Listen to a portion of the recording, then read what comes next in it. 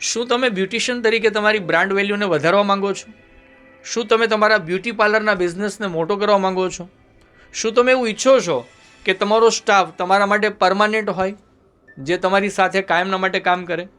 શું તમે ઈચ્છો છો કે તમારી આવકમાં 2 ગણો, 5 ગણો કે 10 ગણો વધારો થાય?